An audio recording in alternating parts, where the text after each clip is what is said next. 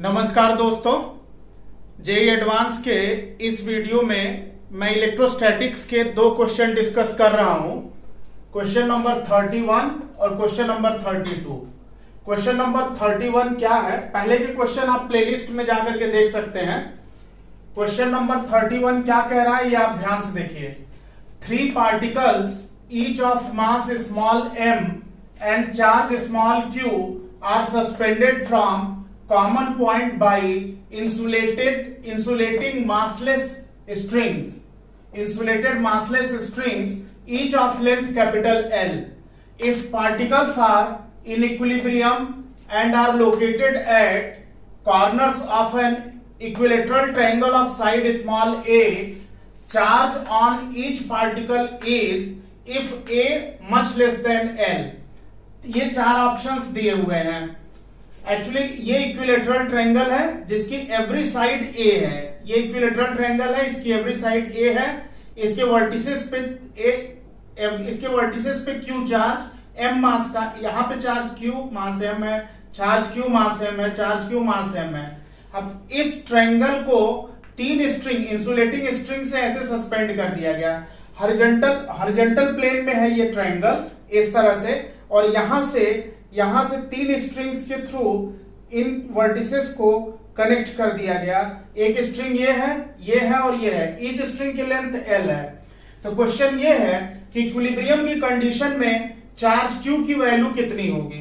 तो अगर ये फिगर इसका ड्रॉ हो रहा है, ये डायग्राम अगर बन रहा है, तो ध्यान से देखिए बच्चों। अगर इस वाले चार्ज को हम रेफरेंस चार्ज माने तो इस चार्ज पर इस चार्ज का रिपल्सन इस डायरेक्शन में होगा, यानी इस डायरेक्शन में होगा। इस चार्ज पर इस चार्ज का रिपल्सन इस डायरेक्शन में होगा, यानी इस डायरेक्शन में होगा। ये इक्विलेटरल ट्रायंगल है तो ये एंगल 60 डिग्री है।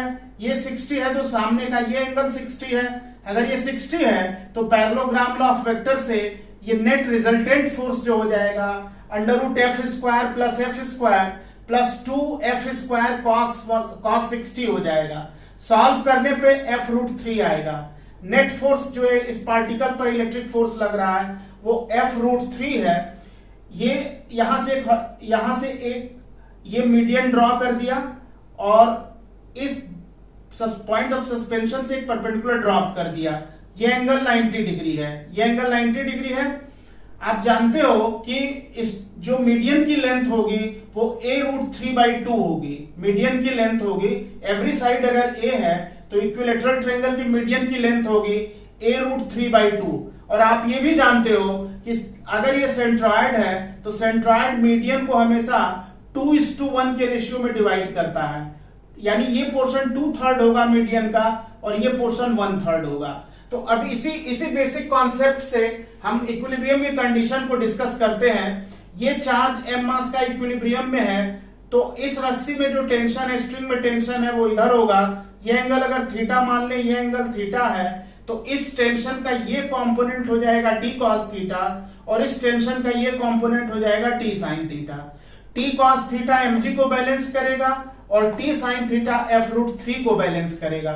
यानी t cos थीटा अगर mg है, t sin थीटा f√3 है, तो सेकंड में फर्स्ट को डिवाइड करेंगे तो tan थीटा आ जाएगा f√3 डिवाइडेड बाई mg। ये इक्वेशन नंबर 1 हो गया। tan थीटा है कितना? tan थीटा अगर हम इस राइट एंगल ट्रायंगल में देखें, ये एंगल 90 है, ये एंगल थीटा है, तो अगर tan थीटा देखें, ये हाइट अगर स्मॉल h ले लेते हैं, ये लेंथ कैपिटल L है और ये 2/3, ये जो है 2/3 है a√3/2 का, तो 2/3 का मतलब हो जाएगा a√3/2 का 2/3, यानी a/√3। 2 से 2 कैंसिल हो गया, a/√3 आ गया।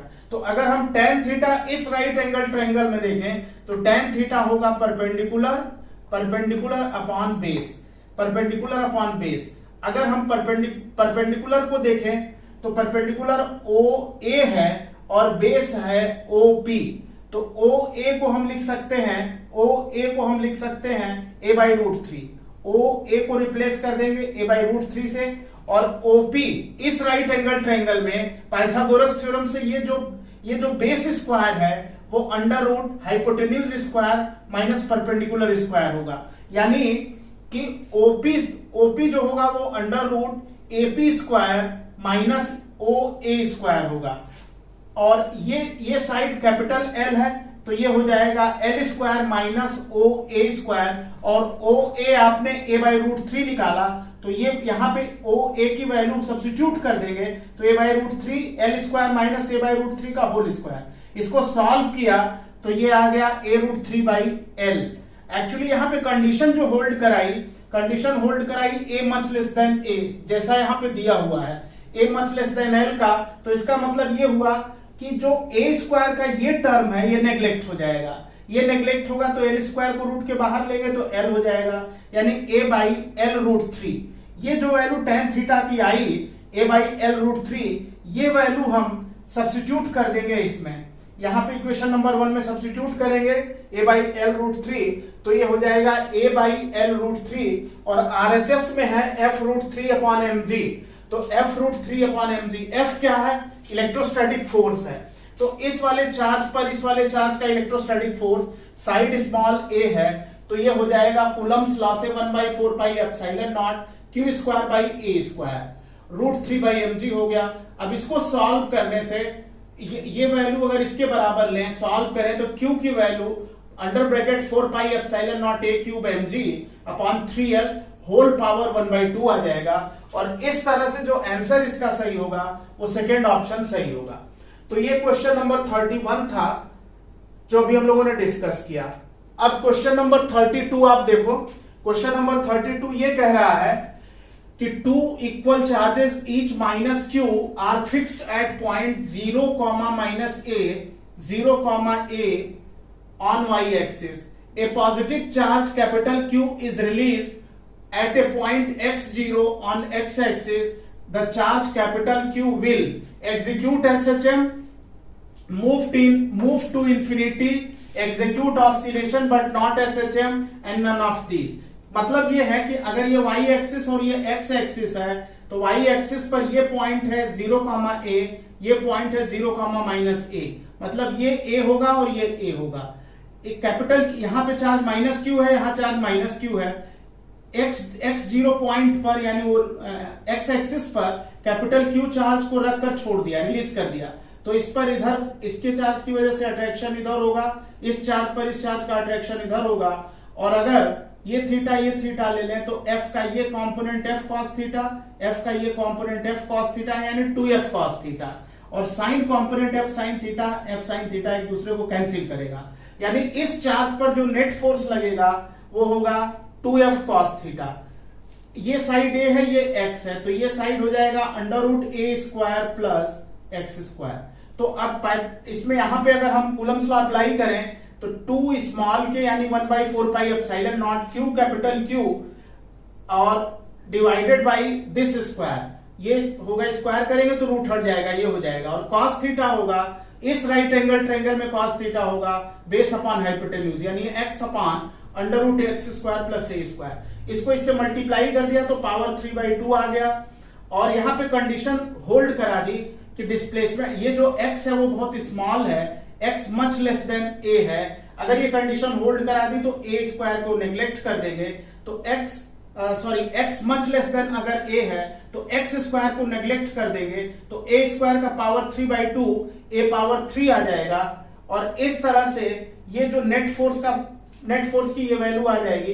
अब यहां से कंक्लूजन ये निकला कि जो नेट फोर्स है प्रोपोर्शनल ऑफ x है, तो इसका मतलब कि ये पार्टिकल इस तरह से ऑसिलेट तो करेगा लेकिन एसएचएम इसलिए नहीं करेगा क्योंकि एसएचएम की कंडीशन है रिजल्टेंट फोर्स माइनस एक्स के प्रोपोर्शनल होना चाहिए, तो इस तरह से ये ऑसिलेशन तो होगा लेकिन एसएचएम नहीं होगा।